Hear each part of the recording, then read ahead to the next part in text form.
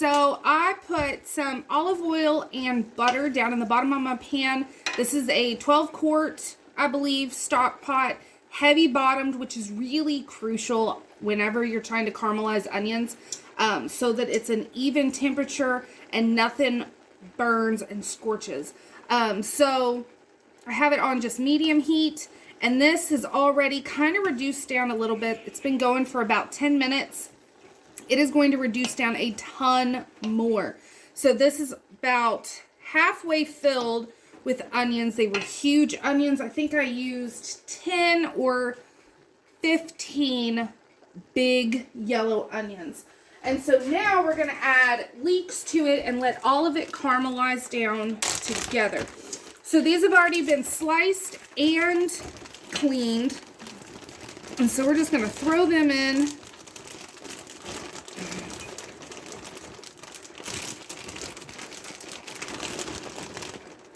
Like so. I used about half that bag. And the rest of these are going to go in a different soup that I'm going to can up. And then every now and then I'm going to come and stir the bottom just to make sure nothing is sticking. But these are pretty, I don't want to say fix it and forget it, because you do need to remember to stir. But they're just going to kind of break down. They're going to make their own juices, so they shouldn't stick to the bottom if you have a nice heavy bottom pot that you're using. So I will bring you back once these have reduced down all the way and really caramelized. Some things to note is you do not want to rush this. Putting your heat on high is not the same as letting them caramelize for an hour, which it will take a good hour, 45 minutes to an hour, to get this to the stage that I wanted. Low and slow is the way to go. It really lets the onions get nice and sweet, and it's just a much better end result if you just let it take its time. And actually, I'll reduce the heat more once it breaks down some, to where I can see the bottom a little better. I'll reduce it down just to make sure it goes nice and slow and doesn't burn. Okay, so like I had said, this takes a good while to break down. So you can see everything is nice and caramelized. It's starting to have like a sweet smell to it, where the onions are just, oh, they're getting so good. And you can also see that it reduced down a whole lot. So we are ready to add the next things to our dish. This is also a great way to start my sweet onion jam. I need to do a video for you guys. It is amazing. We love it in this house, and we use it all the time. But we're not doing that today. We're making French onion soup. So we have our onions and leeks. We haven't done any type of seasoning to them except a little bit of butter and grease down in the pan. I am now adding some bay leaves. I have, that's the equivalent of one big one. 1, 2, 3, 4, 4 to 5 big ones equivalent. We're going to take these out before we can them. You don't have to, but it is going to make it really strong if you leave them in. But it gives an extra layer of flavor that is just phenomenal. You want some black pepper. Again, this is a big pot, so we're putting a lot of spices in it. Garlic, or you could use fresh garlic if you wanted to go that route. We're going to add salt. And I'm using pink Himalayan pink salt because we don't want any iodized salt, since we will be canning this. Some ground thyme. I guess I should have made sure it was thyme. I do have 3 different types of thyme growing right now. I have orange thyme that I just transplanted out to the deck.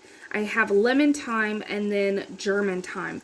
Oh, all the time. I love thyme so much. Okay. Give this just a little stir. Oh, that smells good. And now we're going to add the wine. Now, this time I'm adding white wine. You can use white or red. But when I make my French onion soup, I will use red or white. It's both delicious. So you want 3 cups of wine. And actually, there's just that tiny bit left, so whole bottle. Just throw the whole bottle in. No judgment here. And we'll just kind of deglaze the pan with that. If there was anything sticking. Oh, it smells so good. And we'll just let this simmer for just a few minutes while I get my broths. Okay, so we've let that reduce down just a little bit. It doesn't have to reduce down by half or anything like that. I just kind of let it go for a few minutes. And now we're going to add 3 quarts of beef broth. You could also use chicken broth, or if you wanted to make it vegetarian, use vegetarian stock. I think beef broth just gives it the best flavor. What I like to do whenever I'm just making this to make it and I'm not making it to can is I will use leftover roast drippings in my soup, and it is the most phenomenal. If you want to see that recipe, let me know. It is absolutely amazing. I just don't use it whenever I'm canning because I do add butter, and sometimes I will add seasoning packets which have cornstarch in them, and so I don't want to can with that particular liquid. But 3 quarts worth of beef stock. That's actually a beef bone broth. So now, oh, this is going to be so good. We're going to let all of this come up to a boil. Let our herbs and spices marry a little bit. Ooh, I am going to add some red pepper. I like a little bit of spice in my French onion soup. A little spiciness. And so we're going to let this, like I said, marry, do its thing, and we'll check back in probably about 20 minutes. It should have come up to a boil and boiled for maybe 5 minutes or so. And then we're going to taste it, see if it needs anything, and then go from there. Okay, so I just took this off heat, and it boiled for about, I want to say about 10 minutes. You just want to make sure everything kind of melts together so that you can get an accurate taste test.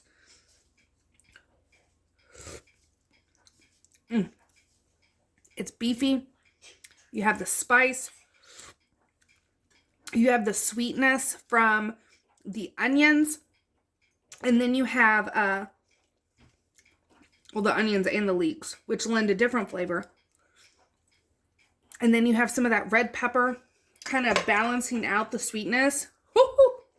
This is a good soup. Okay, so we have the canner heating up, and I am doing quarts today. So these are going to go for 75 minutes at 10 pounds of pressure for my altitude. And all you have to do is just scoop it right into the jar. If you wanted to do pints, then you would do 60 minutes for pints. And then I'm taking out the bay leaves as I'm going. If they end up in your soup, it's not going to be a big deal. And then you want 1 inch of headspace, which I will show you what that looks like. Oh, this is going to be so good to have on the shelf. Okay, so right here is our inch of headspace, right at this lip right here. So now what you want to do is wipe the rim of your jar.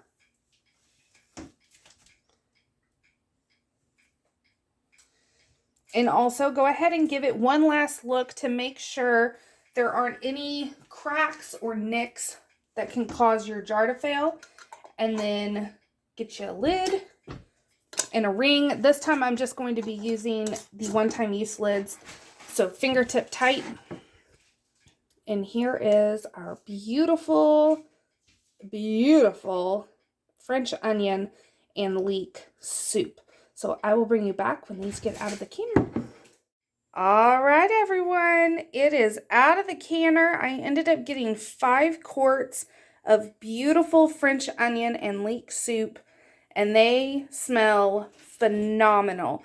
Obviously, this, as you can see, is a thicker French onion and leek soup. If you wanted this to be brothier, I would just double the broth that I did, and then you would have less onions per jar. But I like it just the way it is, because this way I can use it as a soup, or I could also use it in casseroles. I have a couple casseroles that I use this in, or leftover French onion soup when I make it from scratch, and it is absolutely delicious. So that is why I did it the way I did, but I hope you enjoyed the video and the recipe. I hope you try out the French onion leek soup for yourself, whether it's to can, to freeze, or just to eat. It is absolutely delicious. Get yourself some crusty, cheesy bread and go to town. So I will see you on my next video. Thanks for watching.